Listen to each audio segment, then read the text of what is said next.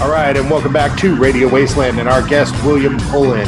William, today's topic, we're going to be covering about 4 different topics. And just to remind the audience, William is a friend of the show, reoccurring friend of the show. So this discussion might be a little bit more like a roundtable and a little less like quizzing William. Unlike most of our guests, who we barely tolerate, of course. Right. We quiz them and make them provide all the content, but it's more of an interrogation we do here on the weekly. But with William, it's not quite like that. It's more like espionage. Right. I love being on your program, so ready to go. All right. So first up here, we're talking about like red flag warnings in the UFO community, and I guess this one we are somewhat quizzing William because what are the red flag warnings that really show up in the UFO community that people are ignoring? Well, historically, it's when individuals give testimony about their medical or military credentials. You check their backgrounds, it doesn't hold up. Or when a testimony, someone brings up a story about a UFO sighting and the story changes over time.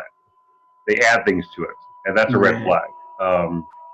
Human memory is not overly accurate. So that being said, when dates and times are changing, the number of individuals that are part of an event change, I think it's good to be cautious and really take a look at what's going on, and is this person being truthful? And that's without even including the internet or social media to the formula. I mean, just interacting with people, we can't assume, one, they're all telling the truth, and two, people do misidentify things all the time. So a cautious approach pays dividends, but most of the UFO community has no grasp of being cautious. So it's troubling. Right. So I've always thought this, where guests will come on shows and they're just all, he's a Navy, this, that, or the other who served at this place or that place. We've had a few guests on our shows. And, they said, one guy said he worked at Los Alamos. It's like, I guess my first question is, are that many people lying about it? And then my second question would be, how would I even prove that? Most people don't lie. Hoaxing and lying it's a small percentage overall. But when it does happen and investigators are fooled, it makes the whole field look bad. Mm-hmm. It makes investigators look sloppy. Right. And if you're cautious and professional about the way you approach investigations, you won't get caught. If you're cautious, you just simply do a background check and look into this person's, did they serve where they claim they served? Were they born where they claim they were born? Little simple things like that. And you can't rely on social media. You have to really look into, especially when they have military service, there are ways to background check that. And if there's any discrepancy, that's a red flag. But that doesn't mean they're lying, per se. It just means that the story's not being portrayed accurately as the person giving it. So. This may be, I don't know, an obvious answer to this question, but when you say do a background check, technically speaking, what does that mean? Does that mean, do you go to a background check company, or you can you can go that route if you know a person served in the military in certain positions. I usually don't do it myself. I have enough contacts in the community. Usually when I have someone with a claiming a military background, I'll email Kevin Randall. And Randall is he knows the way to check on these individuals' background because he served for decades in the military. So I leave it up to him, and he gets back to me in a few months and said, well, there's a red flag here or not. But interesting, yeah. Beyond that is difficult because I'm not an employer. When you're getting hired for a position, you sign off for a background check.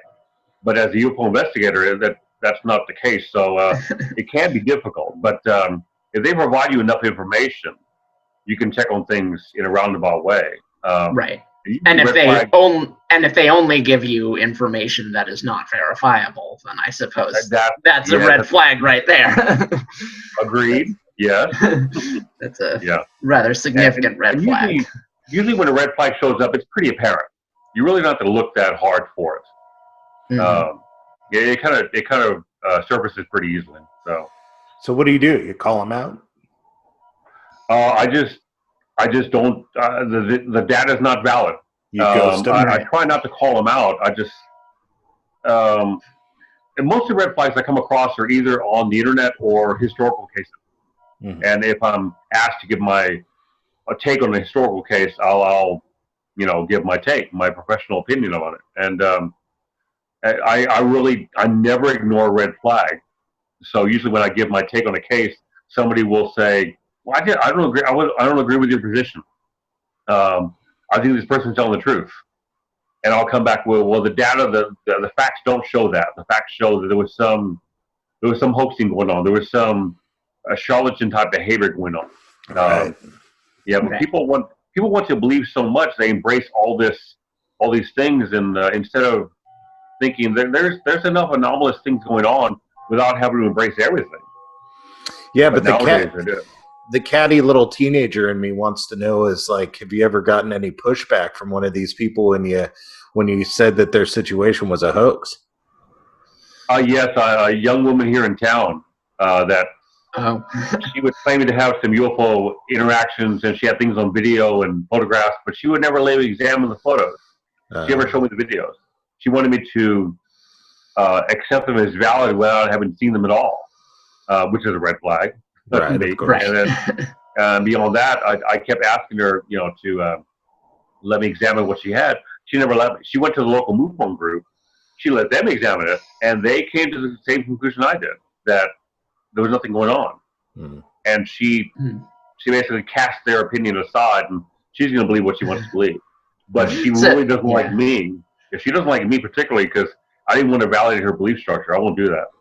If I don't think it's real, then I'll tell you it's not real. But yeah, she's not.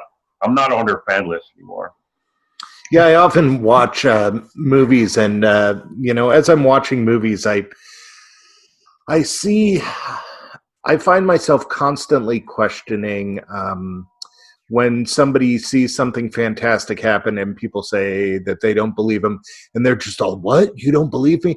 And I always look at that and think that it's probably not a realistic way that people would act, because if I saw a UFO and I went to somebody and that I really didn't know, and I said, "Hey, I saw a UFO," and they said, "Well, I don't believe you," I'd be all right, it's like, of course, why would you? Yeah.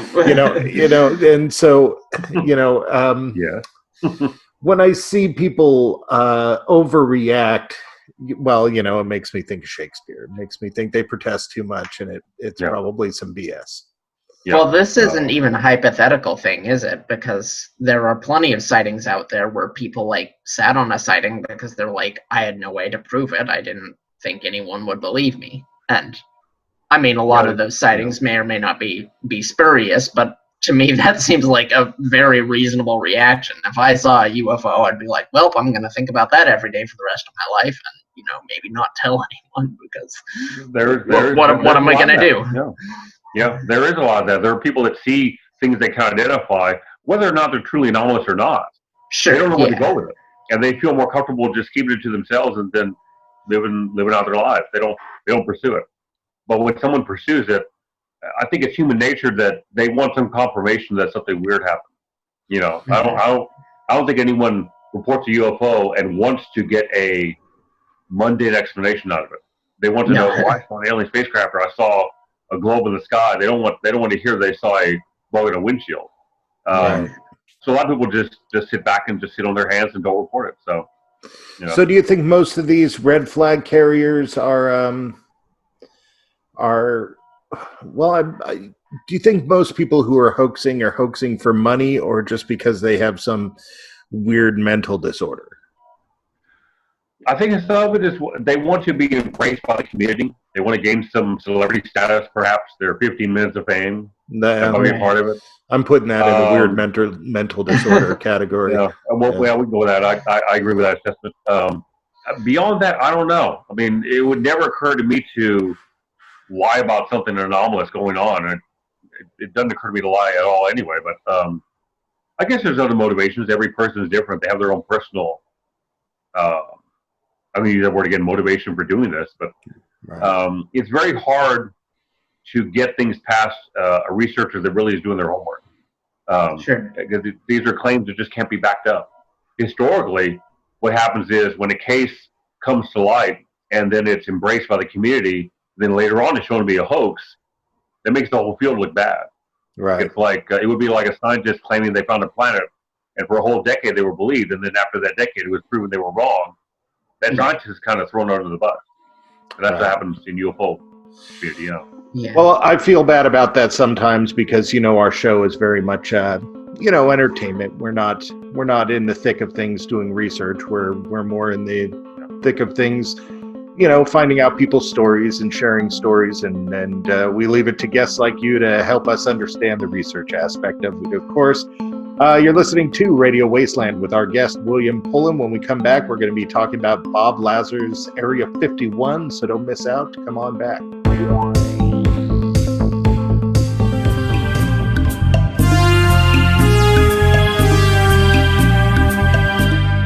And don't forget to follow Radio Wasteland on Facebook at facebook.com/radiowasteland.us. Hate to see you hungry. All right, welcome back to Radio Wasteland and our guest, William Pullin. We are talking about basically the UFO community on the whole, but right now we're going to be talking about Bob Lazar and Area 51. Why don't you give us a little history or a summary of who Bob Lazar is? Bob Lazar is a scientist that came out in the very tail end of the 1980s, claiming he had worked on flying saucers in Area 51. Mm-hmm. Area 51 is it's well known to the public now, but it was a secret military. It was a base where advanced aircraft was being tested. The U-2 spy plane, the F-117, the Aurora aircraft, which no one's really seen or being confirmed, but it's out there. So, but the idea was that recovered alien technology and possibly organic material was stored at Area 51, and he had access to it, and he was working on it as a scientist. He came out in public and was interviewed multiple times by George Knapp, who works for a radio station in Las Vegas, excuse me. And so the story blossomed from there. He had some details, but I guess going back to the concept of red flags we just discussed, there's red flags about his background, about his educational background. So, really? But beyond that, that's the gist of the story. He worked on extraterrestrial technology for a short time, and that's the basic story. So allegedly. Yes, allegedly. I haven't been it's a whole story. You're either pro-Lazar or anti-Lazar. It's a very political situation. There's no gray area. Well, I think we're going to put that to the test. Which are you, pro or anti? I'm anti. Oh, are you? Because there's enough red flags to make me think I can't embrace the story. There's enough red flags I can't. There's enough red flags about his educational background. And I've never believed we as a species are smart enough to work on alien technology. By definition, I would think it's far more advanced than anything we have here on Earth. So, if an alien spacecraft crashed, could we take it apart and figure out how it worked? I just don't think we're advanced enough at this point. But that's a personal opinion, though. Yeah, the only situation the only situation that I see where alien technology would get here that we could seriously work with is if, if they had to abandon their planet, whatever, we personally right now are capable, if we had to, of abandoning our planet and possibly over multiple hundreds, thousands of generations getting to another planet. We're capable of it right now. It would just take multiple generations upon generations to do it. And it might be a stretch to say that we're capable of it. I don't know that we could create like a biosphere on a spacecraft. It's conceivable. It's conceivable. It is conceivable. Yeah. Yes. I wouldn't want to test it. I don't want to be the first one on the generation ship. No. But if you had no choice, right? If you had no choice, true. You had to abandon the planet. No, that's you were true. John Cusack, and this was 2012, and the boats weren't going to work. Yeah. You'd figure something out. So I can imagine maybe aliens getting here with slightly more advanced technology than we have. But also, Well, I think that's very unlikely. Very, well, very unlikely. Another, Yep. conceivable possibility. Think about the stuff we've sent into space. What is it? The Voyager. I don't know which one it is that has like the plate on it. Voyager. Voyager 1 and 2. Voyager. Okay, Voyager but and like Pioneer, yeah. it's it's designed for easy alien consumption in terms of it. It's designed to be non-human accessible. But Right. so maybe if we encountered something like that, but I think the way bigger issue is if there are inconsistencies in a story, then there's just no reason to believe him, because Right. a pretty out there thing to say. Go ahead. The issue I've had is I don't know how you prove it. There's no documentation. Right. We've been unable to recover anything from the military or the government to confirm that, other than a tax record that shows he did work at, I think it was Los Alamos in New Mexico. Beyond that, it's a single witness story. It's his story. Right. That's it. So I'm very leery about accepting one man's tale, and he might be telling the truth. But again, when your educational background doesn't hold up under scrutiny, I mean, a lawyer certainly wouldn't take this kind of testimony into court. Exactly. Those red flags would tell that lawyer, cast that aside. But in the UFO community, red flags, let's overlook that and embrace the story. I won't do that. Did he make money from it? No, he has not. No, he made a few appearances and a lot of interviews in the early part of the 90s, and then kind of dropped away from the scene until recently. Like the last 2 years, there was a documentary produced about the story. I think it came out last year.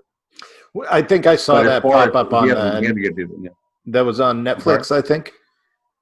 I believe so. I've yet to watch it. Yeah. But he has not made any monetary gains as such for the story. No, not at all. Interesting. Yeah. So what does the UFO community on the whole feel about Bob Lazar? Do they feel that he is, are we split down the middle? Are we, election tribal about this, or is there a heavy lean towards him or against him? Somewhat tribal, with a few researchers down the middle. A few researchers are kind of hedging their bets. I'm not sure. But it's very polarized. A lot of you either believe Lazar wholeheartedly, or you don't believe him wholeheartedly. It's one or the other. Right. The late Stanton Friedman did not believe Bob Lazar, and got a bit of pushback from it. Kevin Randall is unsure because he needs documentation. He needs physical evidence more than just one person's story. But there are other researchers that do embrace his story. George Knapp, the investigative journalist that interviewed Lazar and still has contact with him, he's a high-quality journalist. He does his homework. He fills in for George Norrie a couple times a month. Yeah. He made a Herculean effort to look into this story, and he's an advocate for Lazar. But I mean, anybody could be wrong. So, but I just can't overlook that the red flags are there. I'm just uncomfortable with it. So.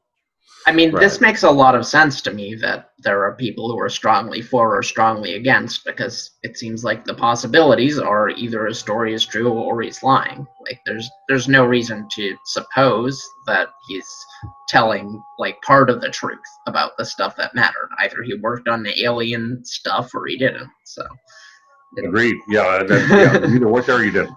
Yeah. Why are we so convinced that Area 51 is the place?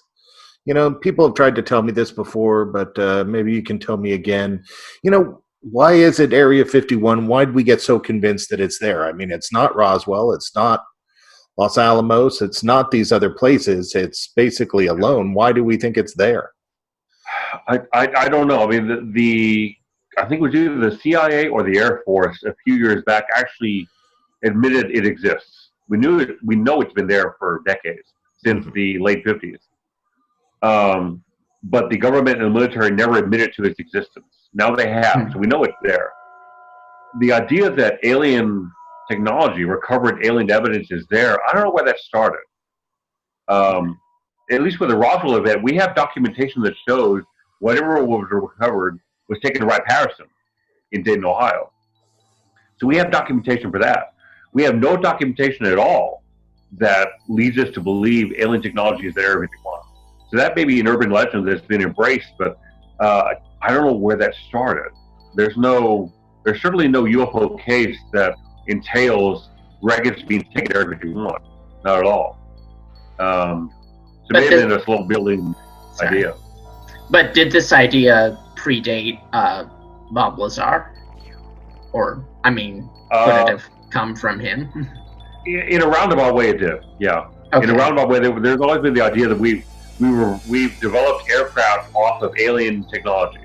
That idea has been out there, and we've kind of known that Area 51 was a place where the military was testing those things. So in a roundabout way, it was kind of believed, but the idea of it actually entailing bodies and physical recovered aircraft or UAPs or whatever we want to call them, that really originated with Lazar's story, and now it's really embraced.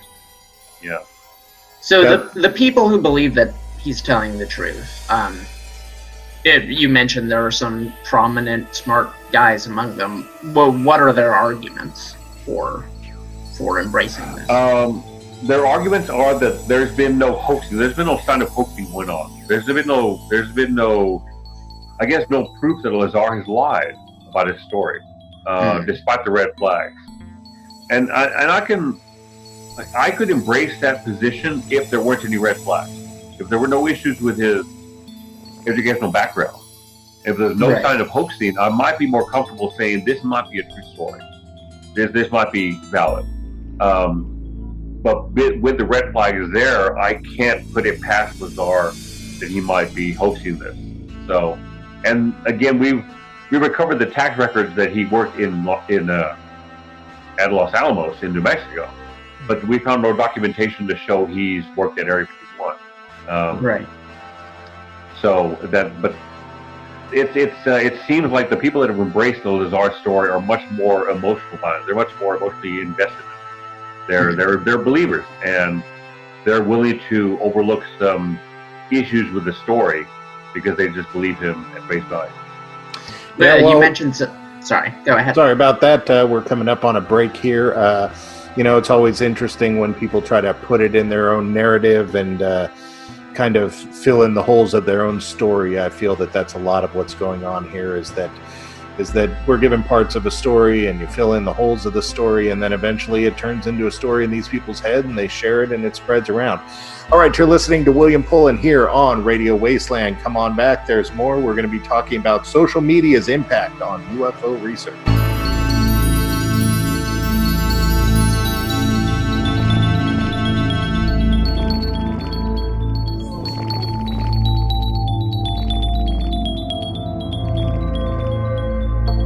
All right, welcome back to Radio Wasteland and our guest, William Pullin. We are now talking about social media's impact on UFO research. This can't be a far cry from two of our earlier topics because, especially with us coming up on the election and we see how much just blatant trolling goes on. My wife always says that a couple years back during the last election, everybody was all hateful online. And so she decided that she was going to chase down every hateful comment. And she said literally 90% of them were bots and just weren't even real accounts or anything. It was just so there is a lot of opportunity out there to spread disinformation and stuff. But I assume, William, you've been following this on social media since the inception of social media or close to it. Has it changed or was it always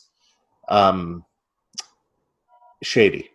I don't know how to put it. The way the political situation has been progressively getting worse and worse, as far as the way people interact, regardless of your political point of view, people can interact in a cordial way. They attack each other, they make new comments, they make horrible comments from behind their keyboard. That didn't bleed into the UFO community until around 3 or 4 years ago. Mm-hmm. And now it's prevalent on Facebook, it's prevalent on Twitter. It's hard to have a cordial interaction with somebody, an exchange of ideas, because everyone's concerned with defending their own position. They don't want to hear any. It's perceived as pushback. It is, and it's just a different opinion. Someone has a different opinion about something. Yeah, that's prevalent nowadays. It happens a lot. And along with that is the sharing of misinformation, fake news. Anybody can share a link, and the link the content of the link may be invalid, but people don't even bother to look to see if it's a real story. They don't bother to look if it's fake news or not. They just share it. And when you do that, people will just assume they're advocating it. They'll assume that is real, that story is real, and that's not always the case. So the problem with fake news is spreading so quick, it's ridiculous. It really is.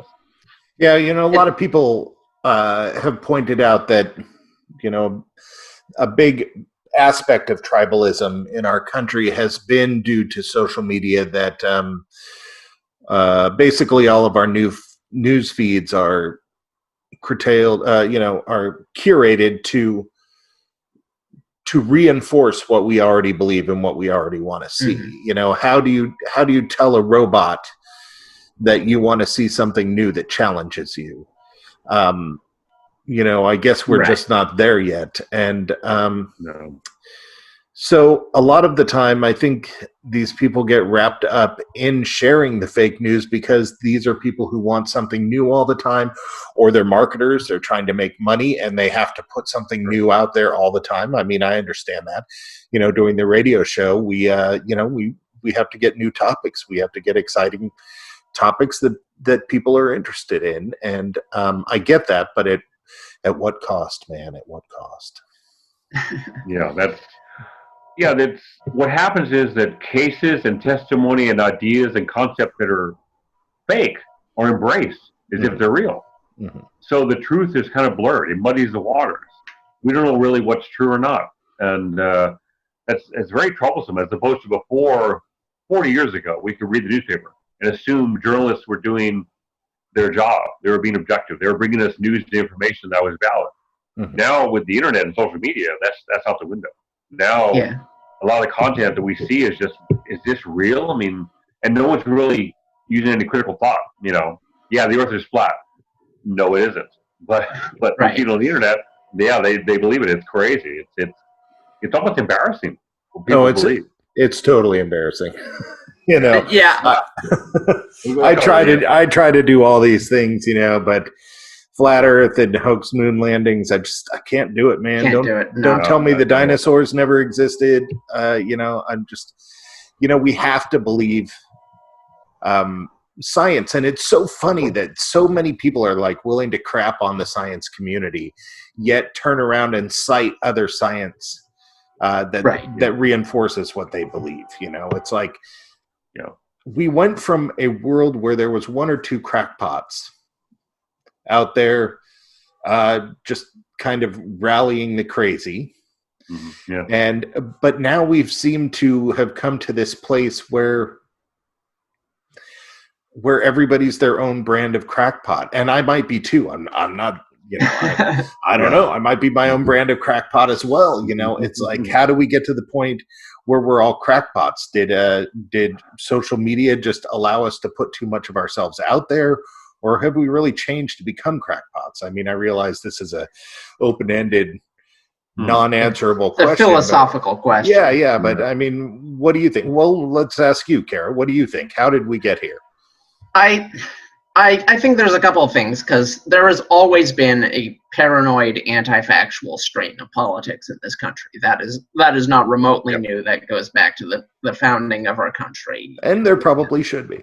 Well, look at a lot of the sort of silver standard reactionary types in the 19th century, or the John Birch Society in the 20th century. There have always been the crazies. I think social media has turned it into much more of a contest of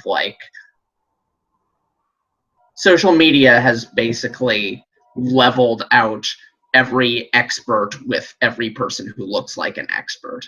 And I think that's really harmful, and I think the only possible solution to that is if your average person develops the literacy to distinguish between them. And that's a huge ask. I think for that to happen, we would need a total revamping of our education system, basically. I think that's the only thing that would do it, because a lot of people grow up hating learning because our education system is so bad.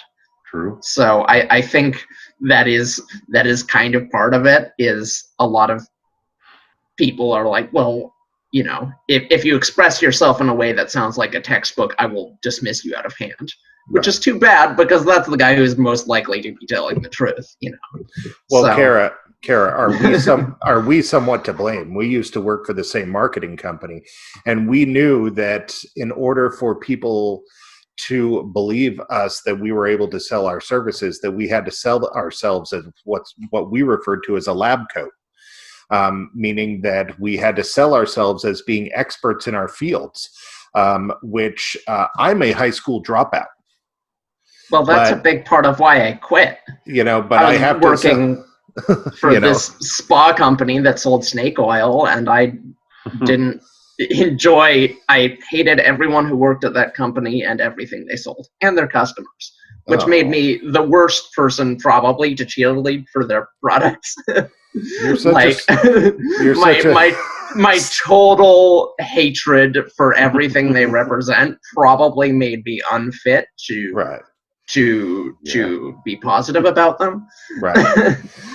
You're such a social justice warrior, Kara. I am, and I'm completely unapologetic about that fact, frankly. All right, William, you know, how do you think that we got here? How do you think that we got to the point where crack pottery is the language of the day?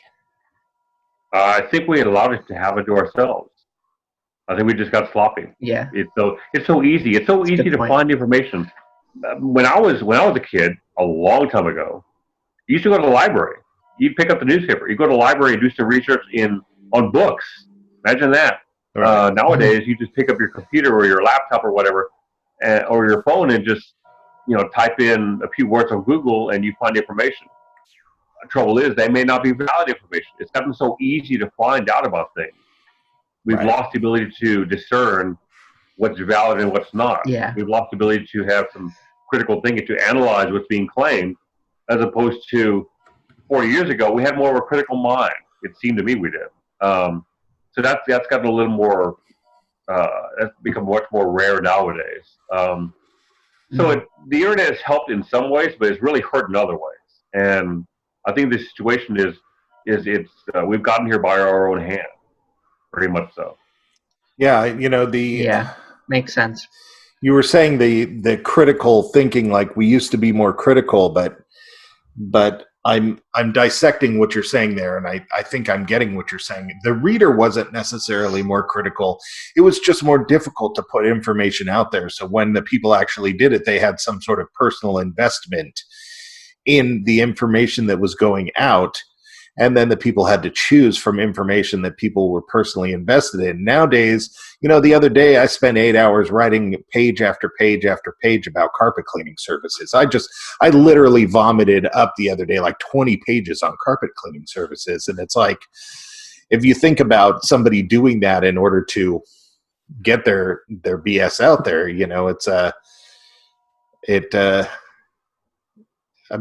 I guess what I'm saying is I'm not sure the reader's critical ability has changed.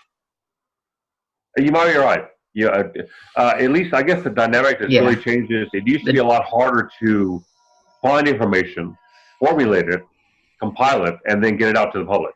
Nowadays, that whole system has gotten much, much easier.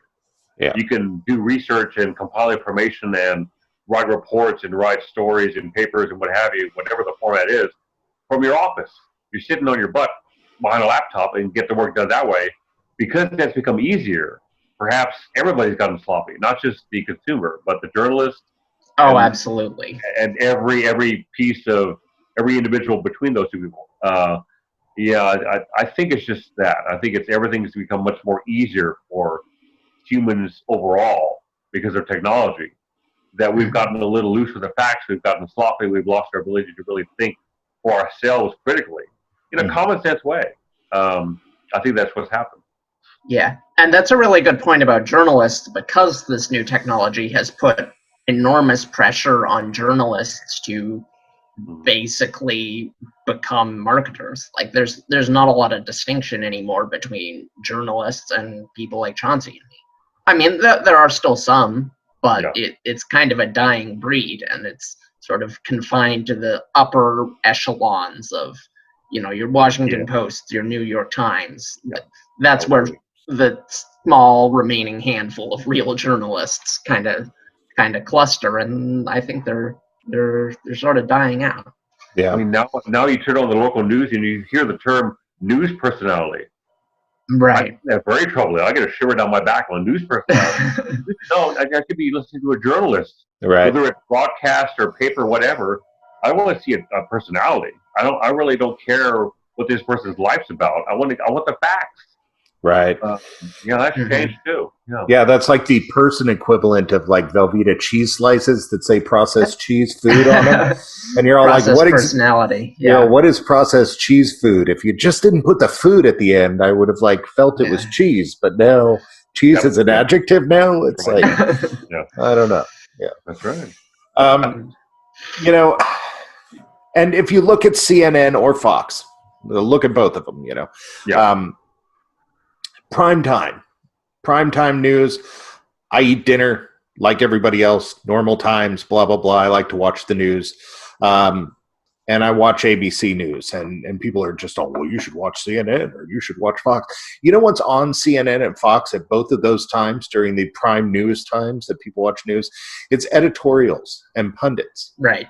It's not news. It's not in any way reporting. And I think people have very much gotten confused on what that is. I make it a point to basically say Radio Wasteland is entertainment because that's what we are. We're editorial. Reminder to our listeners, Chauncey and I know nothing, and our opinions should never be taken. In fact, if we express an opinion, you should probably assume that the opposite is true. Right. The only opinion we have of any value is quality skepticism, I think. I like that. Yeah. So, is there any fear for the UFO community on the internet of all this talk back and forth about not being allowed to share stories unless they're factually checked out? My group on Facebook, my UFO group where I do my objective work, I get a lot of pushback for that. I always encourage my members to write out their opinions, write out their points of view. Mm-hmm. I don't want anyone posting links. That's too easy. I want you to think and use your head, actually type out and write what you think. And for some reason, that's difficult. My core members don't mind. They like it. But the new members that haven't embraced the concept, I see a link post and I delete it. And I immediately get a message saying, well, William, you deleted my post. Yes, because it was a link. It's against the group rules. I want you to write out and think about what you believe, your position, and defend your position. And that kicks off a positive exchange of ideas. Posting a link is easy. Right. Because who among us has the time to validate every single bit of information in a link? Right. We all have to work for a living, so we don't have that time. So when you post something and you assume it's valid and it may not be, well, that's sloppy. That's tantamount to misinformation or disinformation, that's kind of what the CIA does. That's not what civilian Americans should do. So. Well, I mean, that's a good point. I mean, mob justice was come up by civilian Americans and or civilians in general, mob justice, and that's kind of the way that the internet tends to work, and it tends to be with justice in quotes, even though we see a lot of that right now with race and gender stuff on online. There's a lot of mob justice, and don't get me wrong, a lot of that mob justice is chosen because they feel that the law is not helping them or whatnot. But it's like, how do we get back to a point where our mob justice is us chanting in unison, check your sources, Right, exactly. Is that ever going to happen, Well, I think William sort of brought up a good point. Every productive, like, civil online community I've been a part of where I felt real ideas were being discussed and debated got that way due to an exceedingly robust moderating team, you know. Right. Yeah. Well said. Yeah.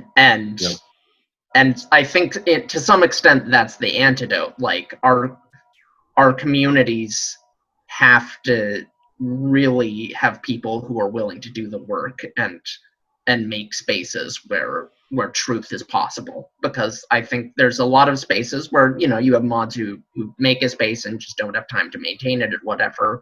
No. That place, you know, there's not going to end up being a whole lot of value there. Right. It's like UFO Chan. Exactly. Right. And that's fine, because most spaces on the internet are created for entertainment, essentially. But very much so. Yeah. And then what happens is because everyone's so polarized, and they have their personal opinions about politics, sexuality, religion, whatever. It doesn't matter. Everyone's has the right to their own opinion. But it bleeds into UFO research because people are making lewd statements about things that are related to the UFO phenomenon. And so it polarizes everybody against each other, so that when they're actually trying to do some work together, they can't work together because, you're Republican, you're gay, you're lesbian, you're Democrat, you're white, you're black. But none of that really matters. But no one can get along. No one gets along. No one can be civil. Civility is gone, which is bizarre. I mean, it would never occur to me to make a lewd statement about anybody. But that's part of the course of social media. That's the way it goes. And I don't know. That's a pretty horrible statement about society in 2020. Well, maybe we need a common enemy in aliens. Maybe we need that alien war to bring us all together. Where's Adrian Veidt to drop a squid on New York when you need him? Right. Yeah, absolutely. Ozymandias, come save us, because we are suffering. Yeah. We need you, Robert Redford. Yeah, that's right. Redford 2020. All right, William, we're coming up on the end of the interview here. Tell us a little bit about your Facebook group. Not that Kara and I don't know, but let's let our audience know a little bit. Oh, you guys are members. My group is entitled UFO'REAL, a historical review. That's where I do all of my objective work. I have a whole list of rules to precipitate. Apparently nobody reads. Yeah, calm platform. No one gets attacked in that group. So, and that's the reason why it doesn't grow very much, very slowly, because people want entertainment, and that's not an entertaining site. Right. And you can also follow me on my blog page, William Pullin, UFO Historian. That's where I actually write about my personal takes on issues and cases and situations in the community. And that's where I'll call individuals out, not by name, but just let people know that this kind of behavior, this whatever is going on, may be unacceptable, maybe needs to be rectified. So, but that's where you can find both of those are on Facebook. All right. Well, William, thank you very much for being on the show. It's always a pleasure. I'm sure we'll have you on soon. And again, you've been listening to William Pullin here on Radio Wasteland.